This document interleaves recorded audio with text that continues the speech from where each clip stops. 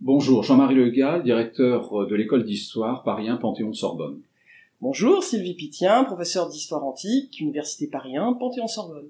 Cette tenue jaune, c'est celle des professeurs d'université en sciences humaines, c'est-à-dire en histoire, géographie, philosophie, littérature, langues étrangères, etc. Ce jabot en dentelle, c'est le signe distinctif des directeurs, des doyens, des chanceliers. Nous ne sommes pas désignés par le pouvoir, nous sommes élus par nos collègues. Aujourd'hui se déroule une journée université morte. Je ne suis pas syndiqué, je ne suis pas encarté politiquement, mais je me dois d'accompagner mes collègues en raison du mal-être dans lequel se trouve l'université et la recherche française. L'université a besoin de sérénité. Depuis 8 ans que je dirige cette UFR, nous vivons dans un stress permanent. Ce stress est tout d'abord préjudiciable aux étudiants.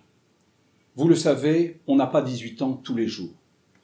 Une personnalité se construit professionnellement, psychologiquement, dans ces années-là. Qui peut croire qu'elle peut le faire en étant sans cesse soumis à une instabilité de ses parcours? Qui peut croire qu'à 16 ans, on peut par des choix décider de ce que l'on fera et de ce que sera à 22 ans? Depuis quelques années, nous subissons une multitude de réformes, souvent sans concertation avec le corps des enseignants-chercheurs. Nous en avons actuellement une preuve avec la réforme du CAPES.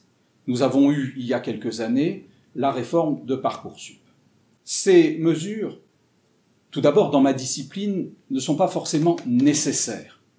Nous avons besoin de quiétude pour faire des études. Dans ma discipline, Parcoursup n'a pas créé des capacités d'accueil supplémentaires. Elle a au contraire rempli les amphis, les TD, et nous sommes confrontés actuellement à une saturation. Saturation parce que l'on n'a pas créé de postes de titulaires, parce que l'on n'a pas créé même de CDD sous la forme d'ATER, afin d'absorber la génération des milléniaux. Il y a donc là une situation de stress.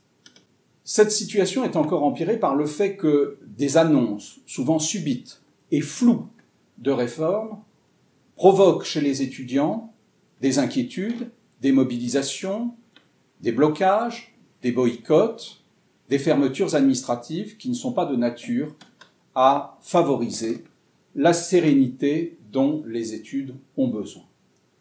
Je pense donc qu'il est important de ramener le calme à l'université et d'amener des moyens pérennes sans faire fonctionner cette institution en permanence sous le mode projet, sous le mode de recherche de financement qui sont autant de temps perdu pour l'enseignement et pour la recherche.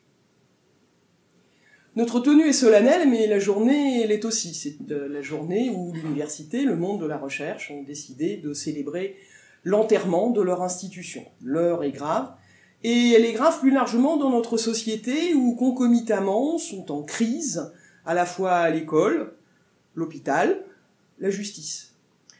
Le monde de la recherche, le monde scientifique, les acteurs de la formation universitaire sont aujourd'hui unis en métropole, outre-mer et ici, dans cette maison mère de la Sorbonne, pour décrire la gravité d'une situation, l'ampleur de l'anxiété, le désarroi des collègues, leur découragement, mais aussi pour exprimer bien autre chose qu'une résignation. Nous tenons à dire combien nous croyons, acteurs du secteur public de la recherche, dans les missions qui nous sont confiées, produire des savoirs et aussi les transmettre. L'université est le premier opérateur de la recherche. Elle est le lieu aussi où on peut se former, en formation initiale, en formation continue, vers où l'on vient à tous les âges de la vie, quelle que soit la nationalité, quel que soit le milieu socio-économique dont on est issu. Nous n'avons pas trop d'étudiants. Nous souhaitons les accueillir autant qu'ils le souhaitent et dans de meilleures conditions.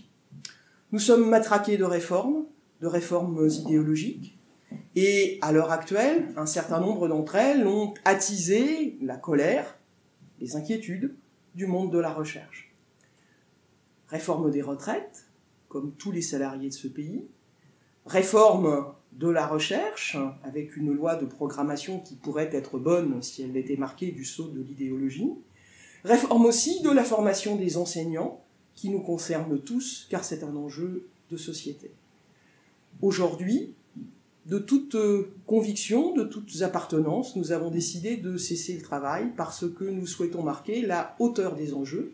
Et nous nous adressons, bien sûr, à l'exécutif, nous nous adressons aux législateurs, et plus largement, nous nous adressons à nos concitoyens, à tous ceux qui, d'une manière ou d'une autre, ont des enfants, des neveux, des filleuls, des petits voisins, qui aspirent au savoir, qui croient à la formation et de manière générale à la formation tout au long de la vie, et qui croient aussi dans cette science, sa vertu émancipatrice, et nous sommes là, quelque part, pour témoigner de notre conviction et de notre attachement à ces missions de l'université.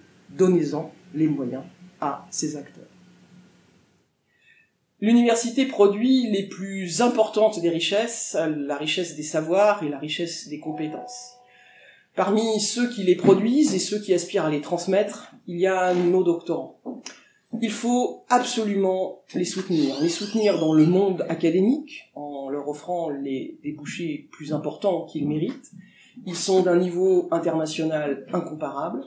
Il faut aussi que la fonction publique, la haute fonction publique, leur ouvre ses portes beaucoup plus largement, qu'elle donne l'exemple, à hauteur au moins de 20% de ses emplois, qu'elle soit suivie, qu'elle soit un moteur pour les collectivités territoriales, et plus largement pour le monde des entreprises qui méconnaît les compétences et les qualifications de nos docteurs. Tel n'est pas le cas à l'étranger, puisque l'on prend souvent ces modèles étrangers en exemple, prenons-les aussi dans ce cas. Écoutez les universitaires et aidez-les. Ils peuvent vous paraître parfois un petit peu dans leur monde, mais ce monde est le vôtre. C'est le monde dans lequel nous nous efforçons de former vos enfants, pour qu'ils s'y adaptent, pour qu'ils le transforment et pour qu'ils le rendent meilleur.